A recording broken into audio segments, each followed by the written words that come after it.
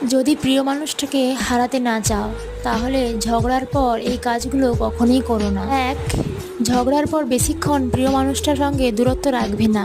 তাকে একটু সময় দাও, নিজে একটু সময় নাও, তারপর তার সঙ্গে কথা বলো, প্রয়োজনে ফোন করো, টেক্সট করে জিজ্ঞেস করো সে কেমন আছে। দুই, ঝগড়ার পর অন্য মানুষের সঙ্গে ব্যস্ত হয়ে যেও না। যার সঙ্গে ঝগড়া হয়েছে সেই মানুষটা চাইছে তুমি তাকে নক করো, আর একটু খোঁজ নাও, কারণ সেই মানুষটা তোমাকে মিস করছে।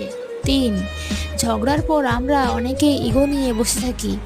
আগে ফোন করবে, তুমি কখনোই সে অপেক্ষা করবে না।